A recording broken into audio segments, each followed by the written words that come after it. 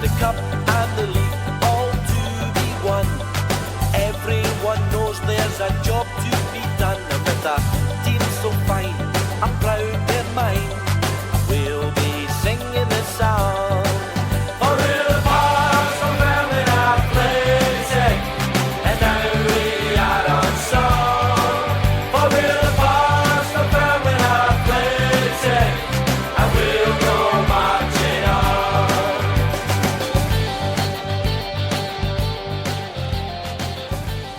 The Dunfermline Athletic Former Players Association podcast is sponsored by Starnut Apparel. Affordable and stylish clothing born on the terraces. Just head to www.starnutapparel.co.uk. Welcome to Walking Down the Holbeath Road, the podcast where we take a nostalgic stroll through the rich history of Dunfermline Athletic Football Club. I'm your host Mikey Milkiewicz, and in each episode we'll be deep diving into the heart and soul of the Pars, celebrating the legends who once graced the pitch at East End Park. Here we connect with former players, managers and coaches to relive their memorable moments, the personal triumphs and the challenges they faced during their career in the game. From stunning victories to cup runs and even behind the scenes stories, we'll be bringing you exclusive interviews with the people who have lived and breathed Dunfermline Athletic Football Club.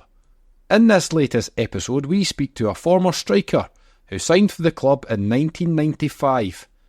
A controversial signing from Airdrie at the time, Andy Smith had a tough start to his time at the club, being booed on his home debut by his own supporters, scoring a goal then breaking his leg, all in the same game.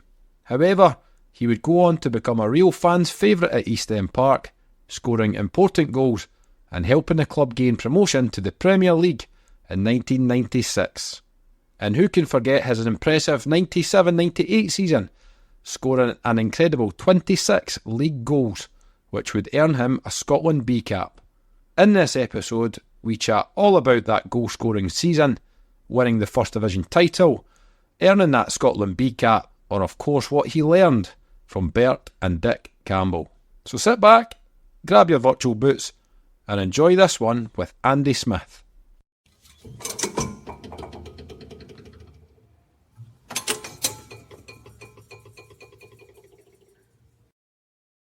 Welcome to the latest episode of Walking Down the Holbeath Road. Andy Smith, how you doing, Andy? I'm good, thank you. Thanks for having me on the podcast. Life's good. It's great to see you. Great to see you. And you were just telling me, obviously, you just had quite a big operation on your shoulder. So tell the listeners a little bit about that. Yeah, I think I've had a shoulder injury for quite a long time, and then I got an operation done a year ago on it, which became. It didn't work basically. I went back in 6 weeks ago and they did a reconstruction. So they basically had to do a reconstruction of my shoulder, which I've had knee replacements and I've had all sorts of other injuries. As we all know, we get injuries, but this has definitely been the sorest thing I've ever had to recover from, I can assure you, because you just don't realise how much you need your shoulder and your arm until you don't have it. So yeah, still in the early days. I think he's told me it's going to take me about 6 months to get proper access to it, and full access of it. But yeah, but it's not stopped me working, which is good, because the modern day now, as we all know, is half of it's in teams as well. So, like today. Of course. So, can you blame Dick Campbell's training regime for that injury? You know what? To be fair, Dick was always all right that way, because he was.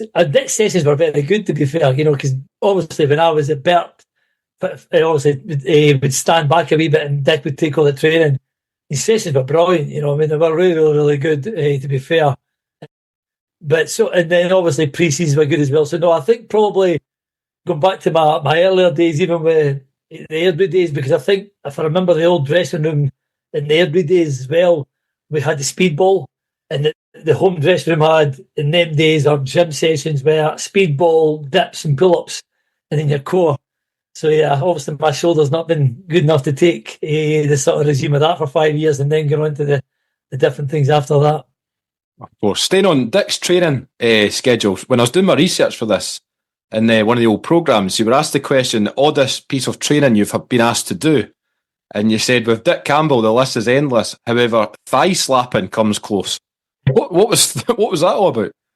he had all different things. The thigh slapping was just one of those things again he'd used to get the boys.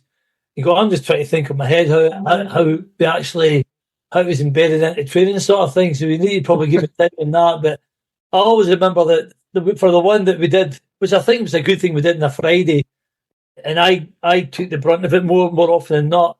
So if you remember down at Petrevi, there was the rugby goals and that as well. Yeah. So we used to have 3 teams on a Friday, the first team squad, and then the worst player voted by the 2 teams or the winning team would have to bring in a crate of beer the following week, and it'd go towards my Christmas night out.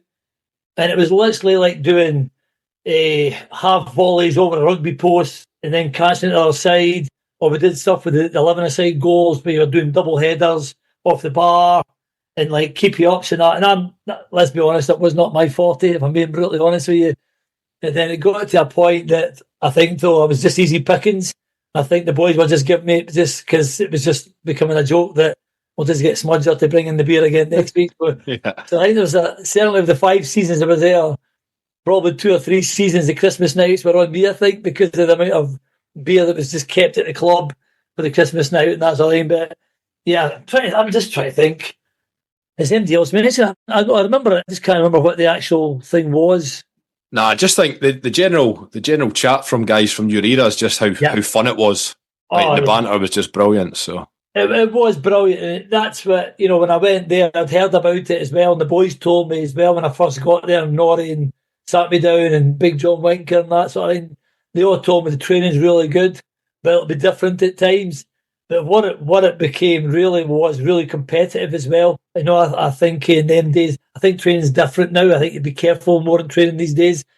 But in them days, it was a competitive squad. I mean, you had the Regis, you had the Edinburgh lads, you had the Fife lads, and our squad was a decent squad. There was a lot of good players in there and challenging. I think training sessions, I don't think the manager and Dick definitely never had to worry about the application of players in training. It was more probably controlling it. But them days for me, training was simple. Probably we've gone away from that a wee bit now. If I'm being honest with Mickey, I think it's so much thing now. It's set play coaches, it's this and that. Ours was simple, some training games, some possessions, bit of passing, lots of running. Nice and simple, the way. I think football nowadays it's so overcomplicated, isn't it?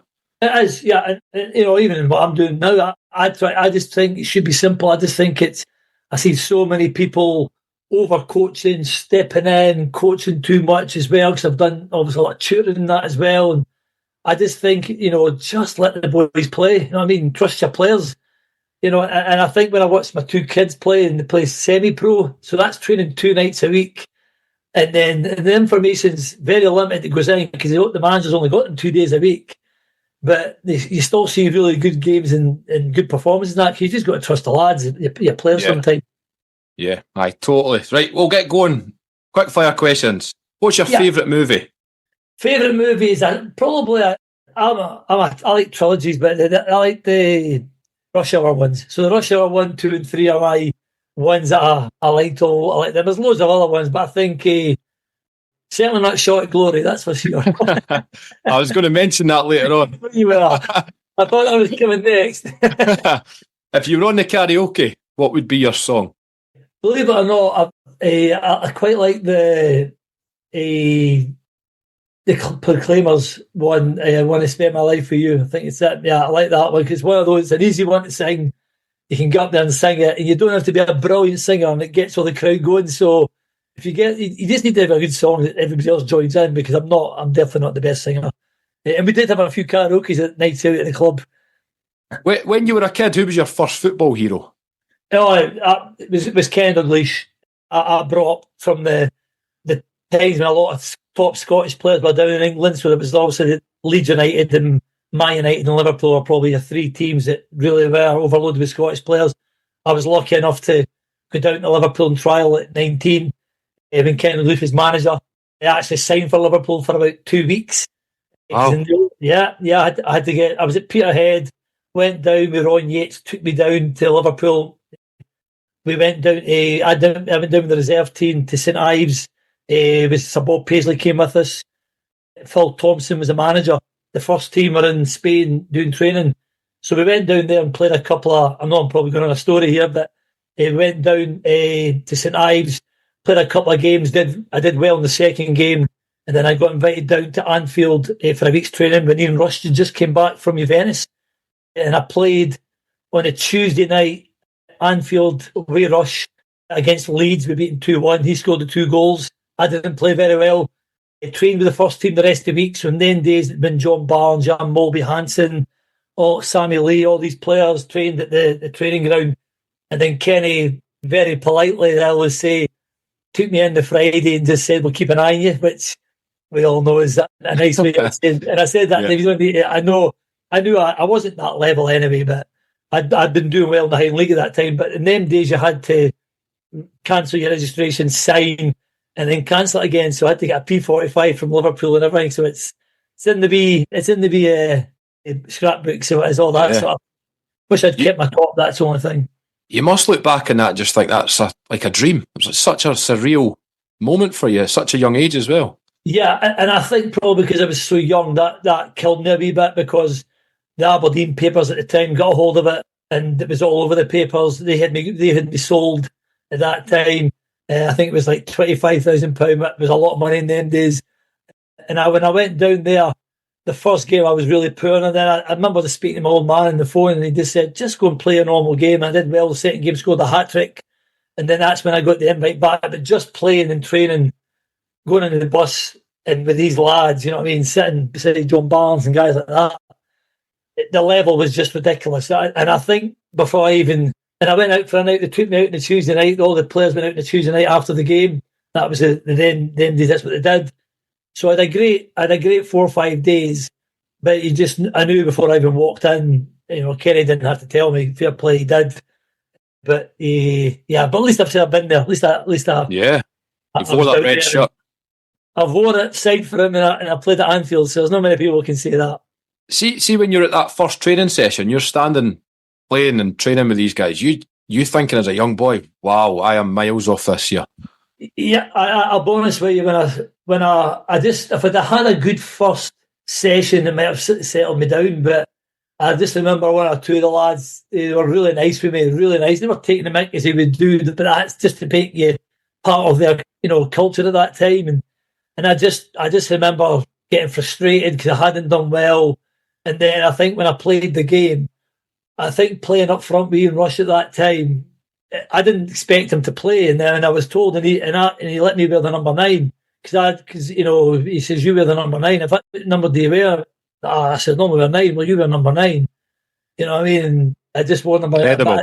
Yeah, played for about 65 minutes, 70 minutes, I think.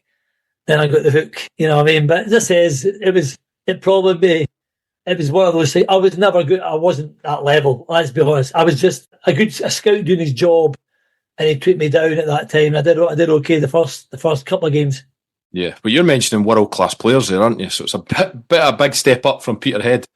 Yeah, and to be fair, when I got on the train, because we basically got a train, I flew down Roy Yates, went to the train station at Liverpool, and we had our own first-class carriage, and then I got introduced to Sir Bob Paisley, and he just sat me down and just said, listen, just enjoy it. You're obviously here because you've been doing well, where you're playing. So just try and enjoy it. And I enjoyed a bit of that more because there wasn't any really big name players there at the time. I think Mick Marsh was the only one that I recognised that probably played for the first team. So, yeah, but it was good experience. That's a good experience. Brilliant. Speaking of world-class players, if you were still playing today and you're playing for any team in the world and you could pick one strike partner, who would it be? Yeah, I would. For me, it would be.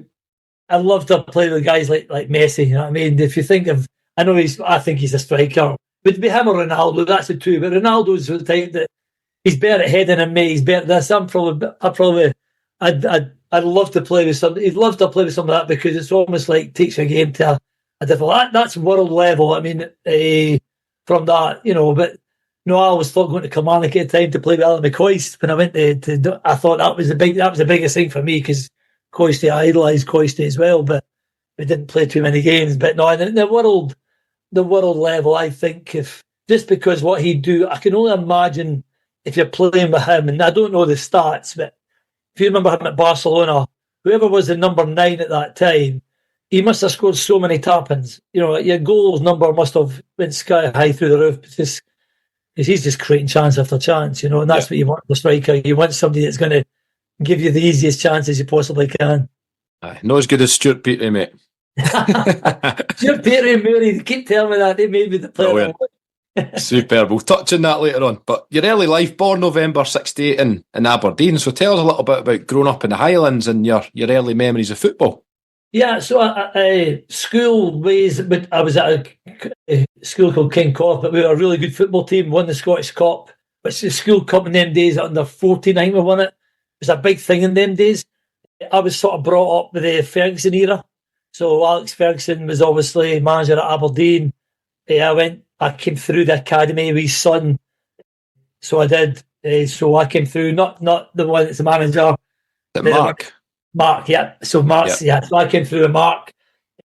So you had Fergie sometimes watching your training sessions and that sort of thing, because obviously his son was playing there, sort of thing. So he came through there, never got signed at Aberdeen, which was disappointing, because I thought I was the only one that got signed at our whole academy team was the guy David Robertson that played for Rangers and I think Leeds. He's managing somewhere now, I think. Somewhere abroad, is it not? Yeah, I think so. So he got the contract. Then I wasn't a school person, so not I was like an academic person. I always thought I'd be a full-time footballer. Then so from leaving school, went in to be a roofer and rough caster as I am to trade, and then played part-time football in the Highlands and Bankside Juniors, which were the best team in Aberdeen. We thought we were the best team in Scotland until we played some of the teams in Ayrshire or Fife. You know, Aberdeen in its own wee bubble up there. So did there, and then went to Peterhead. So played part-time there. And then in between the spells at Peterhead, I had a year in Canada. So I went to Canada. The goalkeeper, used to play for Peterhead, came back, was asked to find it. This is how crazy it was. Was asked to find a striker and maybe come out to Canada and play for not a lot of money. Did that. It was great. And then I would have stayed out there. I probably would have stayed out there if I could have, because I got offered another couple of years in Canada. We had a couple of different teams, but that's when Airdrie had made contact with Peterhead to sign me, to then come down, obviously, to there. So moved down, which was a big move for me at that time, you know, because obviously all my family's still up there in Aberdeen. But it was really, I mean, Aberdeen's was a great place. I was going to Aberdeen every week. They were a great team to watch, obviously, at that time. Winning the league and that sort of thing as well. Stopping Celtic and Rangers and obviously the European. So I was a young lad coming up bringing that. So I was lucky to watch some top players at that time that are legends at the club now, and probably still much about the club. So lucky to be probably lucky to be in Aberdeen at that time, being brought up, because you were going and watching a really, really good team. And obviously I've got a brother and sister up there. My dad passed away recently, so he did not long ago. So my mum's still up there as well. So yeah, still very much going up there to see the family as well. Brilliant. Aye, some decade for Aberdeen, that one. But August 1990, you joined Airdrie, like you mentioned, Alex McDonald. So what was it like initially going to Airdrie? Because you look at Airdrie round about that time and they were punching well above their weight, weren't they? Yeah, they were. And I think when I came in, I think there was a lad I played for one season with, Graham Harvey. So I think he was in his last season, been at Dundee. He was a really good player. But I think his legs were going a wee bit, and I think that's where I'd come in, and I think that was the replacement. And Alex McDonald, I thank Alex McDonald for a lot of things that I've learned in my work ethic and stuff like that. I probably always had it, but I think he took it to a different level and probably made me hard-skinned a wee bit as well, how senior football can be, because he was a hard man to please, the hardest manager I've had to try and please. I've played under without a doubt, because he could come off a pitch and score 2-3 goals and he'd say, well, no, he did this wrong, he did that wrong. But even when I got there, I thought I was going down there and a new life, and I got to the train station and nobody there to meet me. I had to walk up to the old Broomfield, as you'll know what it's like, from the train station. Walked in there, nobody knew I was coming or nothing, so it was really strange. And then it was a really good time to be at the club, because we I mean, if you remember them days, Mike, the first division was a great division. And my debut was against Forfar, but the second game was Kilmarnock. Oh, no, the first game was Kilmarnock at Rugby Park, and it was like 13,000 at the game. And the crowds at them days were just ridiculously good. Falkirk won the league, obviously, and they had some great players. But I just remember going into that league, and it was a huge step up for me as well, because some of the players that were in that league at that time were really, really good players. And from England, Russell Latwell, he's not going to be came from England, Russell Latwell and all these guys. So it took me a season to settle in. I don't know if I ever settled in at Airdrie. I loved Airdrie. It was a great club and they were really successful. But I always felt that I was never accepted by the manager. I always felt that because Jimmy Bowen had signed me. So Jimmy Bowen signed me, that Alex McDonald came in after Jimmy left. And I always felt that he was always thinking I wasn't, because then he brought in other players and that. So I always felt it was a struggle. And I think the fact that I did 5 years there, I think it was credit to myself in a way, because there was I was the lowest paid. I would have been one of the lowest paid there at that time, top goal scorer and lowest paid without a doubt. And I had that run-ins at that time as well. But, there was 3 or 4 players there who obviously were top players, like Kenny Black and Coyley and that. So he fashioned you as well, would have been on good money, eh? Yeah. And Justin, he was brilliant. He just came up on a Thursday, then he went away. Came up on a Thursday night, train a Friday, and go way back down. But he was great, And it's funny because I knew Justin from my time in Canada. So Justin played. He was a player manager at Edmonton, and right. I was playing for Calgary. So we played each other 3-4 times a season. And then when he came back and we met and spoke to each other quite a few times over there. And then when he came back, and when we knew he was getting signed and introduced, we were all in the dressing room. And by this time, Justin obviously came out obviously about his sexuality and, go dressing, but he came out in the open, and that was absolutely fine. And he came out, and when he came into the dressing room, he was getting introduced to every individual player. And when he introduced to me, he went, "Andy, how you doing? It's good to see you again." And all the boys started, you could just imagine the boys are all, "Oh, how do you know each other?" and that. And I went, no, Justin, please, going to just tell the lads how you know each other, that we go back a long way. And he went, "Oh yeah, we go back a long, long way." And the jokes would start. I just shut my mouth, and that's just the type he was. He's just, I always remember his first game at Ibrox, the amount of stick he was getting from the Rangers fans, but he played to it. He was brilliant. He was a brilliant lad. Brave guy, eh? Brave guy, what he done. Yeah, he was. See that time at Airdrie, Scottish Cup final, 92. You play against Rangers and score. What was that experience like? Yeah, well, it was in the 92 final. It was one of those that I was gutted I wasn't playing. But then I suppose when you get the chance to go on, you think, well, give us a chance. Because at that time, I think Rangers were so far ahead of everybody that, I think we weren't expected to win. Right, I understand that. So I think not playing, I was a bit gutted. But then when I got on a part, it just fell. But if I'd probably had to take a touch, it probably would never have went in. The fact I didn't have time to take a touch made my mind up that, and I think it does catch a wee bit of the studs just slightly as well, which spin on the ball, which it makes it go. It made it harder for Gorham, but great to score the goal. It was really, really good. And when we came back afterwards, it was a really good. And some people to this day, still remember that, as I'm sure many of them Fairmont fans will remember, when we got promotion and that in the 95, 96 season, so that's a big one for Airdrie, because that was, the first cup final he's had in a long, long time. Yeah. The following season you then play in Europe against Sparta Prague. I think it's just a couple of games, isn't it? But then the following season you win the Challenge Cup against Dundee, which you scored in, and then another cup final against Celtic 94. So, like I was saying, that period for Airdrie is just really successful, eh? Yeah, and we had quite a few at that time. Some of it with a couple of League Cup defeats as well, and that sort of thing as well. So we got known as a good cup team. We just had a good bunch of lads. We didn't have a big squad, and we just all, there was no superstar. When Justin came in, he'd probably say he was the first £1 million player, so you can't say he hasn't been a top player. But the rest of us just got on with our jobs and that sort of thing, and with a really good dressing room. And I think that's what got us to where we were. The European ties were great as well. Sparta Prague was like playing the old Czech Republic team at that time. So I think Nedved was probably the most famous player on the pitch at the time. But it was great experiences. My only time to play in a couple of European ties, but we did it all right. And then obviously after when we got to play Celtic in the '95 one, I always felt that was the one we should have had in my opinion, we should have had a go. I got told I think the day before the final, you're starting obviously, which I thought should be anyway. I was the top goal scorer at the club at the time. He said, but I'm going to play in midfield and man mark John Collins. And I'm like, why? Easy, Yeah, thanks very much. But why would you want me to man mark John Collins? I just didn't get the point of it.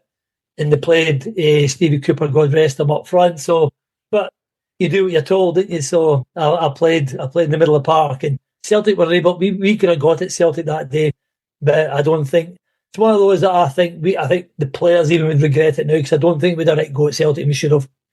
Yeah. How do you reflect on your time at Airdrie? I think I enjoyed, because we've got promotions. Played in the Premier League for a couple of years with them as well.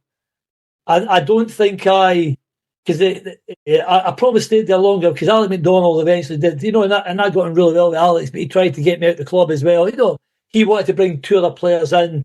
I was to go to Clydebank as part of the deal.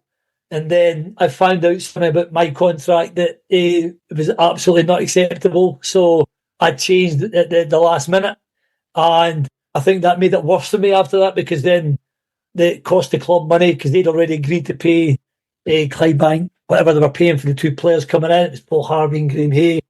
And I'd refused to go. So whatever the balance was of my move came out the Airdrie money sort of things. And that probably was very, very popular. I just think it was... I think the players were brilliant. I think the club at the time could have been run better. That's my opinion. It's running brilliant now. I've been up there a couple of times this last season, and it's run similar to like the way you look at Dunfermline's run every week. It's just run very professionally now. I don't think it was at the time, in my opinion, and I think that's what caused players to then drift away from the club, because I never felt the supporters were brilliant, the players were brilliant. But I don't think the people that run the club at that time, in my opinion, were great. I think it was more about sometimes them than the players, because we were constantly, players were having to go in and try and sort things out, bonuses or whatever it may be. Yeah, nightmare. See, during that time when you're at Airdrie, there was like the games against Dunfermline were always battles. What was behind that, do you think? What caused that rivalry? Well, I think I'm presuming that, because I remember one of my first experiences was the Airdrie game when Dunfermline could have won the league that day, obviously, and they didn't, and it was full house and that sort of thing. But you're right what you say, there was a real dislike. So, and even when I went up in my early days to Dunfermline, getting back to the car park was if you were, you had to be very careful, or getting into your friend's car and that sort of thing, and so. I don't know where it all came from, because it was probably before, I know it was before my time, in senior game, but it was very quick for the two games, because I actually thought Motherwell would be our closest ones, or Hamilton, but when I was there, the two games that we've absolutely, the Airdrie fans and the supporters, from a hatred point of view, or really wanted to win, was Dunfermline and Falkirk. That was the two teams that when I went to the games, you could just sense every time there was bigger crowds, bigger travelling support from both teams. Yeah, and even from a person playing, I stayed in Airdrie for all that time I played in Airdrie. So if we didn't beat Dunfermline, or we didn't get a result against Falkirk, punters would let us know about it on a Saturday night if we're out. Yeah. You'd probably get to a point you wouldn't go out, because it wasn't, just because you'd get a bit of stick, nothing else more, but yeah, you'd get a bit of stick. That leads me on to a controversial summer then. 21st of July 95, you joined Dunfermline. So tell us how that move come about and your memories of that. Yeah, I think I'd finished top goal scorer at Dunfermline that season. Airdrie that season. And right away when I got my contract, they said we were going to renew it, and the wage rise they were giving me was just ridiculous. I just went, I forget it. But remember in them days, you couldn't just freed my contract, you didn't have that luxury that you had now. So you almost had to play the game with the club to try and get a move. And then that's when I got a contact from my agent to say that Dunfermline were obviously really interested. And, and I just said, we'll get it done. If you can get it done, get it done. And I think what helped me was one, obviously, Bert and Dickman, and I'll go into them in a minute, but what helped me was Airdrie were trying to sign Peter Duffield, I think, from Hamilton. So I think it was going to help them get him in, would be using the money from me. So I just said to the agent, just make sure that they don't get any more than what they should be getting from me to make it difficult. Because I'd sort of said Peter Duffield, I think he'd got a record coming up from, was it Peter Duffield? Yes, Peter Duffield, yeah. Because Peter Davenport played for Airdrie as well. So then when I met Bert, the services, Stirling Services, I was like, wow, this is, surprised in a way, only because I knew what the stick I'd been given at Dunfermline, and I probably didn't help that, but I always take that as I think that's a compliment, but also as well, probably some of my celebrations over the past wouldn't have helped as well, running the weight fans. So I just think, how do you think this will work? And he went, no, you'll be fine. Once they see you play, what the Dunfermline supporters like is people giving everything, and you'll score goals because we'll create goals the way we play. And I went, right, no bother. And it was, in the terms were the easiest thing because it was like night and day to what I was on at Airdrie, and so that was never going to be a problem at all. And then, so I was happy with that. It was done very quickly. And then we went up north for the pre-season. And that's when I got introduced to the players, because I hadn't met the players until I got up there. Because it was during pre-season. When I went up there, I didn't really know what to expect. And then Norrie was the one that broke the ice, and he was very, very good. He was brilliant with us, as were most of the players. Took a bit of Mickey, and then they played a wee joke on me, which I didn't realise at the time that obviously Dick Campbell and Bert like their afternoon sleeps. And then I got a phone call at my room saying to come see him. I thought it was Dick. It sounded like Dick Campbell. Come and chat my door and come and see us. We want to speak to you about the game tomorrow and that. And I kept chatting the door, and then Dick Campbell came in. Can you imagine what we could? Oh, I can imagine. Aye. As soon as he opened the door, I just got the fullest mouth of his mouth, and then all I just seen was Jackie McNamara and Murray and all these guys. So they Norrie and that all looking from behind, laughing, just and done me in. Absolutely done me in. So that was almost like accepting me into the club. But as I says, I think we all know about the first game. I think that was the worst thing and best thing that happened for me, because I don't know. I scored and the fans were great when I scored, but there was always maybe I don't know. I think there was always fans not going to maybe not everybody's cup of tea as well. You've got to remember that as well. Yeah, that was the Bolton pre-season friendly you're talking about there. So tell us, that was obviously your home debut pre-season. Yeah. Tell us a little bit what happened in that game. Yeah, well, I remember saying to whoever it was at the time, whoever did the announcement of the teams, because he'd be right next to the dressing room, obviously. And I said to him, please do me a favour. Don't give me the big, new signing and that sort of thing. Please don't. Just say my name and just we'll get on with it type of thing. And there was a great crowd that day as well. It was a decent crowd. And then, sure enough, we're a new signing from Airdrie and all that, big welcome. And then, it was strange. It was a strange, there was some people almost like felt they should have applauded, and there was a lot of people didn't. And then obviously scored the goal, which I thought was great to score early on. It's always good, pre-season or not, to get an early goal. And then I break my leg, I break my fibula.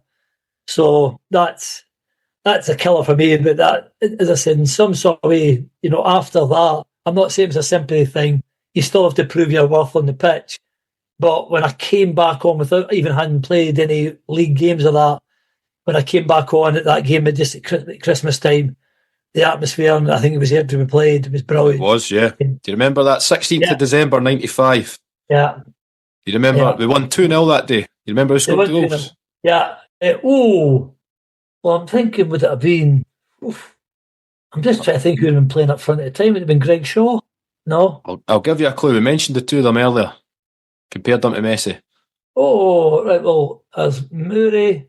No, Murray, yeah. Murray got the first one. Norrie, or Jackie McNamara. SP got the second one. Oh, was it Murray, wasn't it? Yeah. So there you go. Two white players, there you go. And we go into the January, and obviously early January we get the horrific news about Norrie. Yeah. What's your memories of how you heard that news and that kind of time period for you and the players?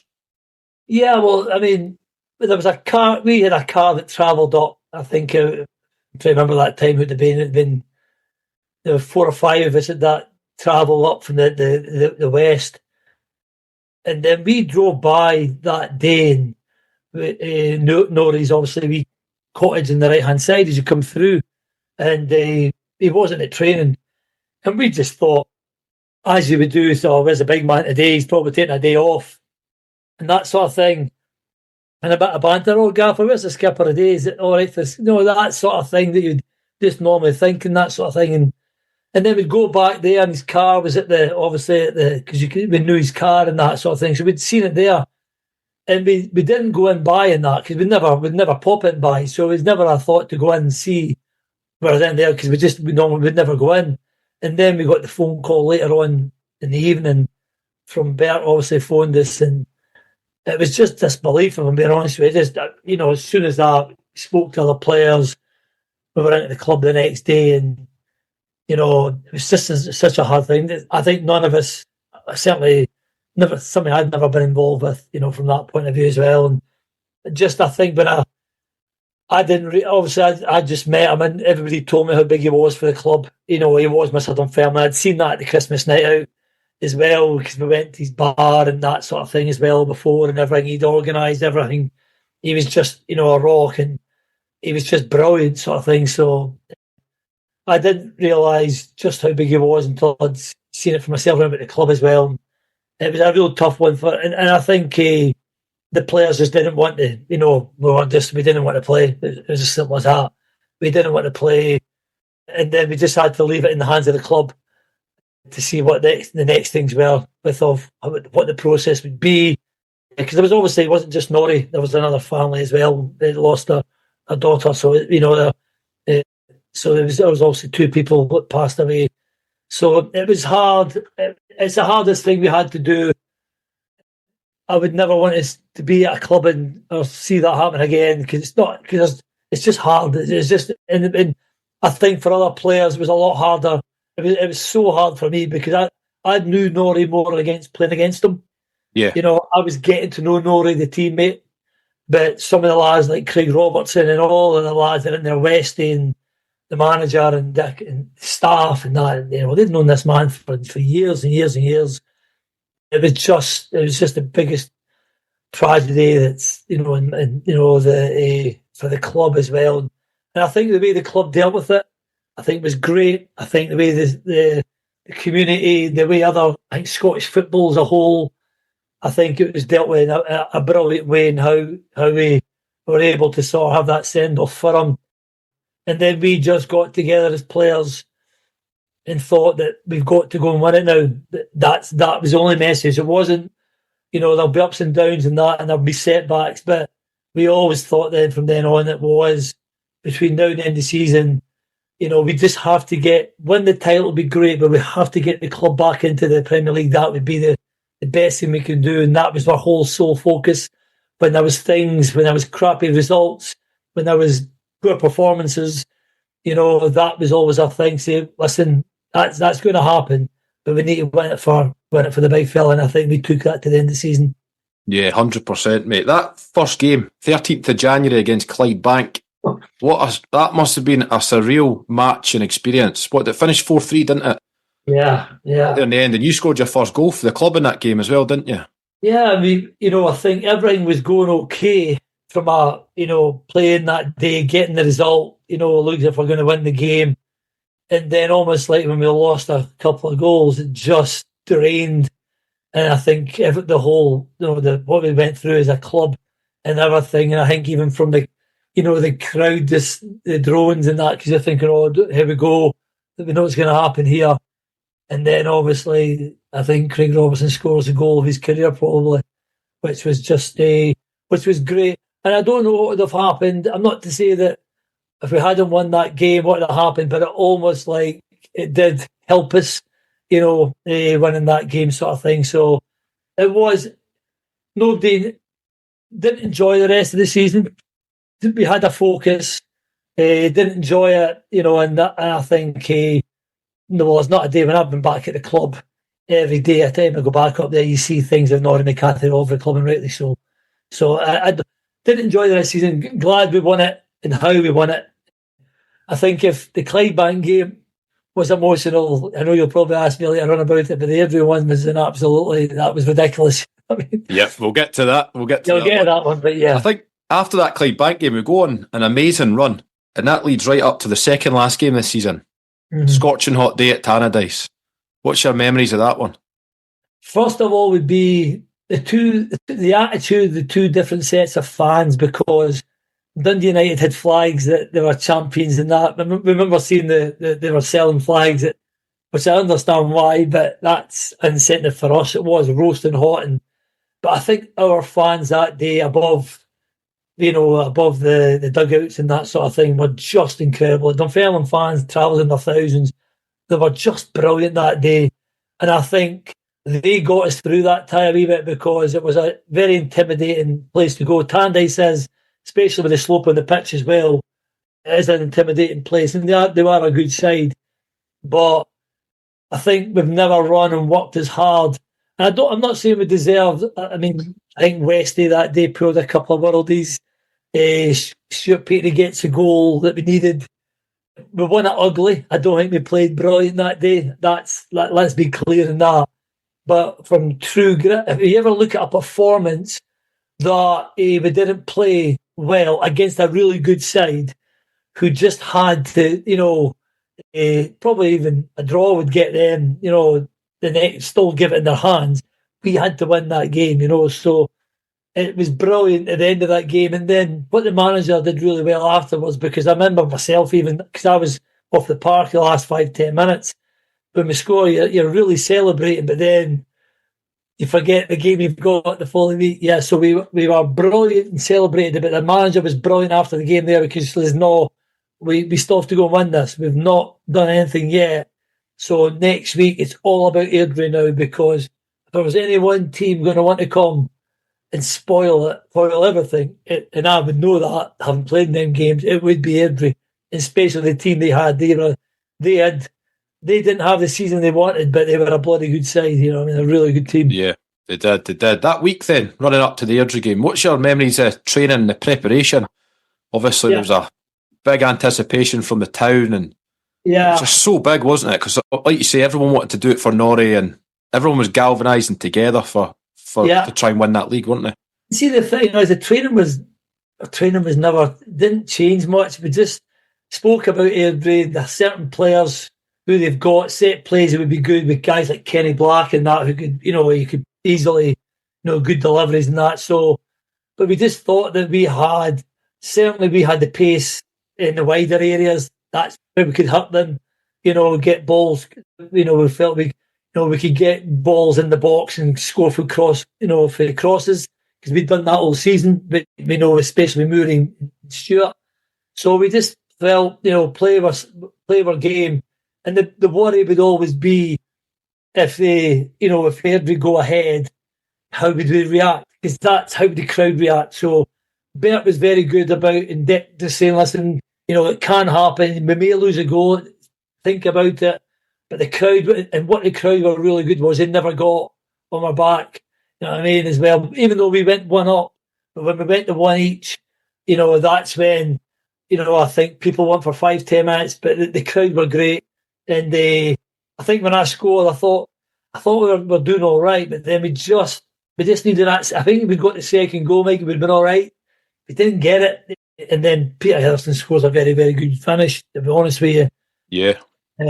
And then the winning goal, obviously, I'm quite pleased with my turning pass, to be fair. I think Mooney gets it. Was a great pass. That through ball was absolutely perfect. I keep saying that. I said, by the way, the turning pass, that's something that you don't relate to me. So to do that, you should be saying we worked hard on that in training. Yeah, it's when he makes the pass is only on if he makes a run, and it's a stone waller. Mark Miller does really well, and then I think what helped us, whether it was planned or no, but we knew that Dundee United, obviously, we knew what was happening. So really, a few minutes to go, we were okay. You know what I mean? Because our game got delayed, didn't it, because of the massive crowd. So we had the benefit of knowing their full-time score before. Their full-time score, yeah. And I think that was the thing then, because even if we'd lost a goal, we'd still be okay. So it was really good. And then I think the night after that is the most. All the teams I've been with, it was the most emotional night. Good night out because all the families were there, but it was the most emotional couple of days after that because it was a draining season for us, and we felt as if we'd done it for we all wanted to do it for him, for the club and for ourselves and that, but we just felt we'd done it for him, and it was a great night. I mean, a great night, but a tearful night as well. Yeah, I'm sure you recovered in the Magaluf pre-season trip, but going back to the full-time whistle goes, and there's then that delay because the helicopter's still like in between here and Capello. So what was that period like in the dressing room? Was it just sheer jubilation, or were you all just drained? I think a lot of us. I think there's guys in there that like the heart of the dressing room, like guys like Alan Moore and that just doesn't sit down. I'm sure you spoke to him many times, but I think some of us. I mean, I remember leading in that game. That I'll be honest with you, apart from my assist and my goal, I don't think I played that well because I remember feeling really tired before the game and it was a really hot day and I just felt I was like second to every ball. I wasn't holding it upright. I generally didn't think I played really well that day. And when I came off, I had to come off because I had nothing. I generally had nothing in the tank and generally had nothing. I was, one of those that I don't want to come off. I won't ask to come off, so I never would. But it's the right thing to do and get fresh legs on, So I was done. So I was certainly one of those that after the game, I just sat there with the shinnies off, the boots off, and just waited because I was knackered. I couldn't have a conversation. And then there was other ones that the ones that the life and soul of the dressing room that you can keep going that. But yeah, it was. I think Bert and Dick as well gave a great speech, spoke about what we'd done at the start of the season because we weren't in a bad position. And then obviously how we'd got together and, turning points of seasons, what we'd done in that. And I think the last two games to play Dundee United and Airdrie, you couldn't have picked two harder games, I don't think, to get yourselves over the line. So the character that the boys showed, I think and I think that's why it's looked on so well. We didn't play two teams. We should win 4-5-0 at the bottom league, you know what I mean? So we did have to show a bit of character. Yeah, I think that whole kind of era just captivated such a generation of Dunfermline fans. I'm one of them, to be honest. That was my kind of first season supporting the club, and it's just so magical, like how it all ended, didn't it? I think that was. I genuinely think even when I left Dunfermline after there as well, I think you started to lose part of the old school mentality. I think the game's changed a wee bit, as we all know. It's still there in parts, but you could see it changing, the coaching changing, the style of coaching changing as well. So yeah, I think in them days, the 90s for me were brilliant era for the Scottish game as well, I think, if I'm being honest with you. Totally agree. Then the next season, that season you played 17, scored 9. So 96-97 then comes, Premier Division, going up against the big boys. What was your kind of early memories of the games, and did you find it a big step up? Or I think the boys done okay, didn't we? Yeah, I think we did absolutely brilliant. I think as well that I think when you go up and you've got, as long as you keep your identity while you're playing that sort of thing, and you focus on yourselves, and expect that Celtic, Rangers and other teams as well you can get beat by 4 or 5 at any given time. It can happen. And I think that's where we were good, that even when we lost games or even we won games, we didn't get overconfident, but also didn't, we didn't get down as if to say, and I think we were all, I don't think teams are like playing us. I think we were a good team both on my travels and at home as well. We had a good way. We just had a good old way of playing, of getting the ball. We had good wide players. It was basic. It was simple. When it worked really well. When it didn't work, then obviously, that's when we had. But we had a good squad of lads that good challenges. For wide areas, good challenge for the Blues up front. We brought in some players in the midfield. I think where we tried to strengthen, because I think that's where in the Premier League as well, there is such high quality players. And then I think even now still the game is won and lost, and how well you defend and how well you attack a box is literally this way you win and lose games. So I think we had a great, we had some great wins. And I still look back in the sort of video I've got, the goals that somebody sent to me about the 56 goals, I think it was. Yeah. You look at the crowds, you look at the games, the Hearts and Hibs come in there. It was brilliant. It was absolutely brilliant, with the old stadium, the new stadium, that sort of thing. It's just brilliant. And it seemed from a fan's point of view, Bert and Dick's mentality was, if they score 2, we'll score 3. It was attacking football, want to score goals, want to entertain the fans, wasn't it? Yeah, and that's why we always called the white players the graveyard shift and the fullbacks, because they had to get up. Dick and Bert demanded that they got up every time we got the ball, so overlapping fullbacks and then wingers coming back to help you back forward. That's what they would, and it'd be the same with the two up front sort of thing. So that's the way they wanted to play. And I remember us going to Parkhead, because we played Celtic so many times and got beat every time. Got battered most times, right? I know we had the 2-1 win when we went there one time, but I remember one before we'd got to that result, Bert tried a couple of different things, and we went to Parkhead. He decided, right, we're going to have a go at Parkhead. We're going to have a go at this lot today. We'll just have a go. And then it was 30 minutes going, I think, or something. There was still nothing each, and I think we're doing really well. We've missed a couple of chances. And then, as they do, whoever it was, Larson, Van Odden, whoever it was, bang, bang, bang, you're 3-0 down at half time. I think it was Cadet Di Canio, I think. It was, aye.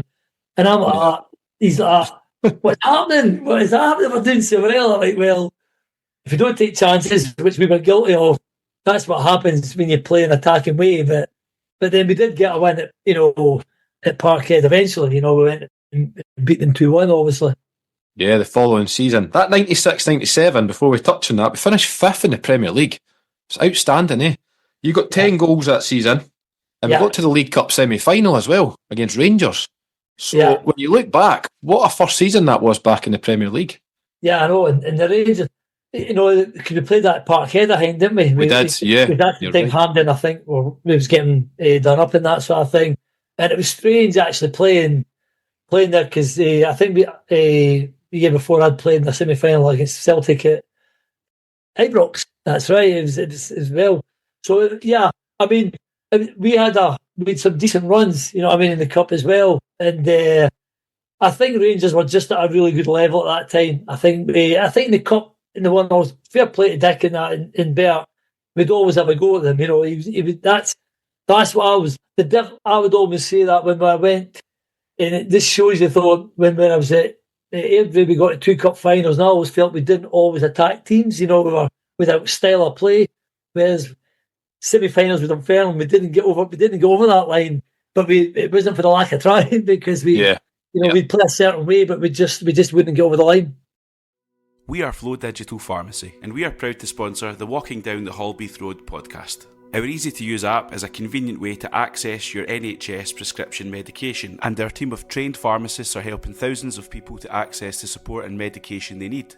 If you're registered with a GP who's based in England, you can use the Flow app to securely and conveniently send them NHS medication requests and arrange delivery to a location of your choice at a time that suits you. This means you can avoid the hassle of contacting your GP and making unnecessary round trips to eventually collect your prescription. Find out more at weareflow, spelled PHLO. That's weareflow.com. Yeah, you've mentioned some of the teammates. For 2, 3, 4 seasons, Dunfermline kind of kept the bulk of the squad didn't really change. So tell us a little bit about, you had mentioned Murray and Stuart Petrie. Tell us a little bit about your teammates and who you were close to during that period.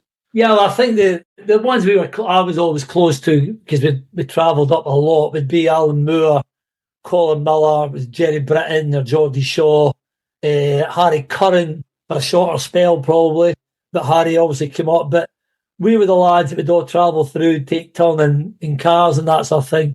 And with one other player that travel for us, remember Paul Kinnaird?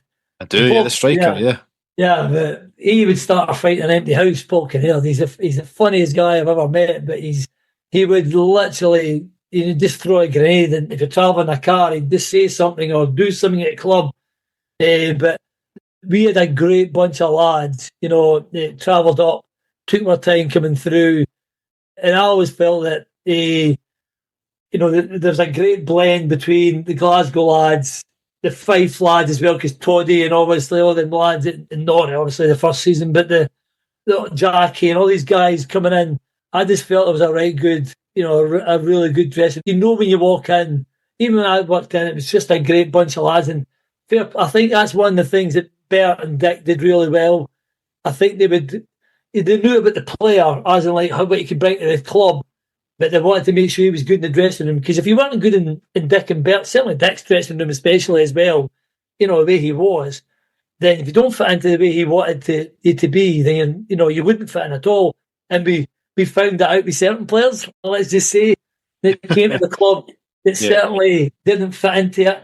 Yeah. And didn't be good for the dressing room. But the travelling journeys up and down are some of my funniest memories of the club at the time would be going up and down that car, just because of the conversations, the nights out, the stories, or whatever it may be.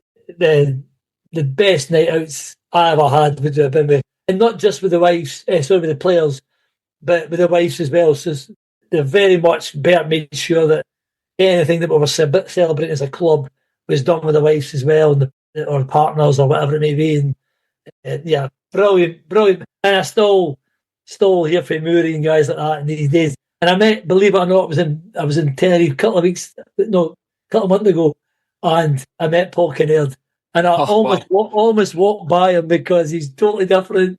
Because we looked back at a photo for him from his days playing at Dunfermline with all the hair and that. And yeah, he's so I met Paul Kinnaird, but yeah, I still bump into Murray now and then. Colin Miller, still message. He's over in Canada, still doing really well, working in media, I think he is. So yeah, great days. Superb. Is there any of the funny stories that you can share that maybe happened in the dressing room? Well, I think the one that I always remember was in the dressing room. So Geordie Shaw and Jerry Britton were the best of pals. I mean, the proper best of pals from the Partick Thistle days, and I don't know if they're both at Dundee, but they're definitely. Yeah, they were. Yeah. Right. They're really families. Them are very close. And then we were in the after training one day. They were having a bit of dig about each other's clothing, what they'd wore, and Geordie was sort of giving Jerry a bit of stick about his gear. Don't you ever slag my gear? So the next minute, Geordie went out, got Jerry's t-shirt and that, and brought it into the shower, and just threw it in the shower and just got it all soaking wet. And next minute, Jerry's just walked. Bear in mind, guys have got no clothes on, so they went right. So Jerry's then just walked out of the shower, right into the dressing room, and he's came in with this feather jacket of Geordie's, it's like this duck feather. So it's like a lot of money because Geordie was into his designer gear, proper designer gear. So this jacket's probably worth in them days £800-900, whatever it may be. And Geordie's like, Jerry, no, that's a step too far because you can't get that wet. That can't get wet, so don't take that in there. And he went, no, I'm not going to. And Jerry just put the jacket down in the tiles and the showers and ripped off the two sleeves. And all these feathers were going everywhere. And he put it on. And then he zipped it up. He said, how do you like my new jacket? And that. And the two of them came with, let's just say, a wee bit of blows and that sort of thing. And we to sort of sorted it out. And then Jerry obviously had to replace his jacket.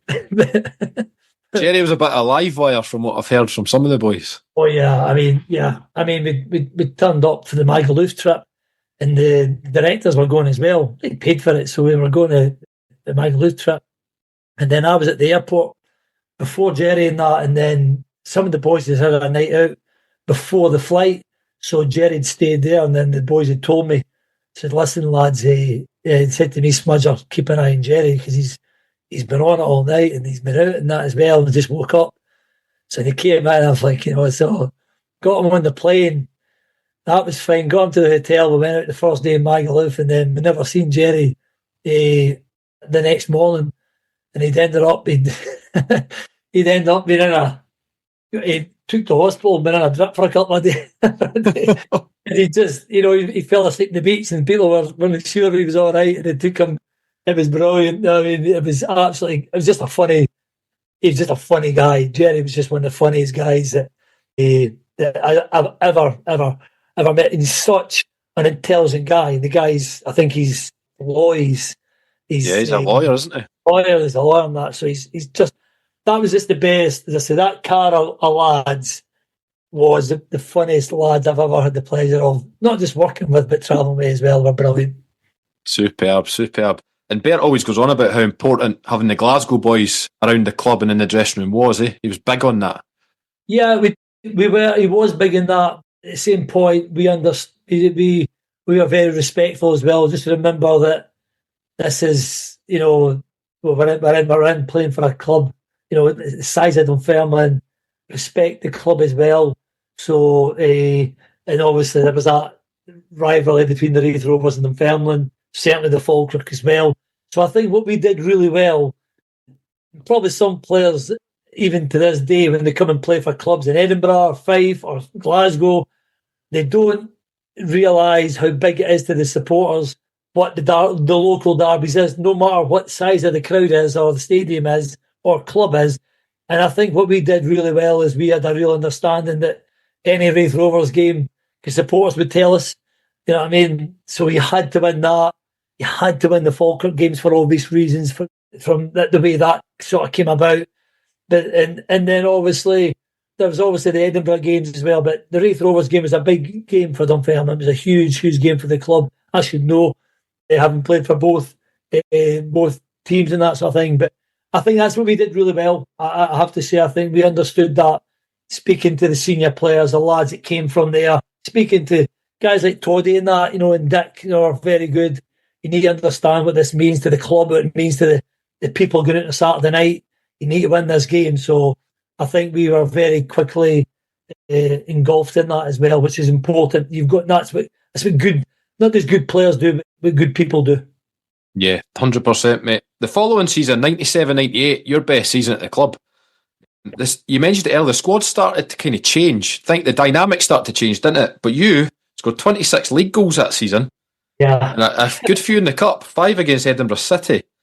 And we started the season, 2-1 win at Parkhead as well, like you mentioned. So what's your memories of that season? Well, I think the very start of that season, I think I lasted 5 minutes at Parkhead and I stretched it off. It was just an ankle. I got more of a fright than anything else, but I got stick for that as well, because all the boys thought that I was just wanting off the pitch so we didn't have to sit for another defeat. Was it old Jackie McNamara, the injury? I think it was a clash with Jackie. Yeah, it was I think it was just, I think we had we'd clash in that, but I think when the boys won the game, which was great, obviously, but I'm in the dressing room after 10, 15 minutes, what it would be, and I got taken off. And then obviously winning the game. So the only time that, so the boys were great, you know what I mean? It was a really, really good season that year. And I think when we went into that season, from my own point of view, I said, I think you just want to get scoring goals. And it was just one of those seasons that you're lucky enough to score a lot. The boys create a lot of chances. You get a wee break, some of the goals, you could probably question some goalkeeping. I think I worked really hard up front. And I think the disappointment for me that season was that I think for all the goals we scored, I know I got a B cap in that, but I think if you scored 27 goals now in the Premier League or any time in the Premier League, you're probably getting a full Scotland cap, or an opportunity to go and play for the full Scotland team. But yeah, that didn't come that year. We'll touch on that. So April 98, you're 29 years old and the B cap against Norway happens. What's your memories of getting that phone call? Because there was a lot of press about trying to get you to the senior team ahead of the World Cup, wasn't there? Yeah, and I probably still had God rest him, but even after, when I met Craig Brown afterwards, when I used to meet him at different events, he'd always say, I used to get some stick for not picking you them days, and I used to always say, well, rightly so, because, and I'd have a bit of banter with him, but I could understand if I wasn't scoring against the bigger clubs, maybe, or whatever. Say if I was, but at that season I was scoring against pretty much everybody, apart from probably Celtic, and I thought I was doing all right. And I think there was a bit of interest in me from other clubs as well, which obviously led to me leaving the club eventually. But I think I deserved at that time, because I just couldn't get. Listen, there's guys like there were McCoy, there was Gallagher, there was Jury, there was all these tops that but there was ones there as well that, I'm not saying in any way the same as good a player as Darren Jackson up front, but he would be one you could always say, well, just go and throw him in. You could almost leave one out to put a younger one in, because, even if I wasn't going to get in there, it almost keeps people off you. And that's probably what I found hard, because I think other players probably weren't scoring at that level at that time. So I think it's, the B team was a cop-out team to use as to say, well, let's just give them a game and keep everybody happy. But I personally was disappointed, because I think it's the one thing I look back and think, well, if any other centre forward in Scotland, playing in Scotland, not for a top Premier League team, as in the top two, that is scoring 26 goals, you are getting recognised for in some sort of way. I think. I agree. It is what it is. But I tell you what, I do remember the game. What is your memories of the game at Tynecastle? First of all, would be, even though I didn't get a full cap, I still was as proud as anything going out, wearing the Scotland strip and singing the anthem. The Dunfermline fans at Tynecastle that night was ridiculous amount of fans. There was thousands of them. I think I was almost embarrassed at that point, because there were so many of them with the Dunfermline strips on. They made it very clear there were Dunfermline supporters, a lot of them. I remember it well. Good. Yeah. I think I had a couple of headers, keeping a good saves. I think it's always hard in them games to play really well, because there's so many players as well playing for the first time with you as well. We had a good set. Was meant to play up front with Coisty, but he pulled out injured. So, which was a disappointment for me. Fair play to Coisty. He phoned me and just said, I wish you all the best. I did say to him, is that because you found out you were blaming me up front, that you've pulled out an injury, that sort of thing? So we had a wee chuckle about it, but he did wish me all the best. But yeah, I was so disappointed not to play. But I didn't play great. Had a couple of half chances. The punters were brilliant for me. I do remember from that game, obviously, the goalkeeping situation where there's a couple of... probably why I've got two Scotland tops, not one, because normally one's for swapping and one's for keeping. So I've still got the two. But I think one of the challenges probably was it was late and the surface, but the surface didn't help me. I think one was just an absolute accident. It can happen. The first one. The second one was maybe a bit naughty and that sort of thing, but I think at that time I was just frustrated. The first one you're sliding in, and you can't stop, and it's just falling through sort of thing. That's just one of these things that happen. But yeah, the Norwegian players refused to small talk to me. I'm right in saying you played the full game, didn't you? You weren't one of the subs, were you? Yeah. And it was a 2-1 defeat. Yeah, 2-1. Do you remember who got the Scotland goal? Well, I'm only going to say... Actually, I'm thinking it was either Paul Wright or Neil McCann. It was one of them two, potentially. No? Who was it? It was Stevie Crawford. Was it Stevie, was it? Stevie Crawford. But when you look at that Scotland team, about 70-80% of them went on to play for the actual national team.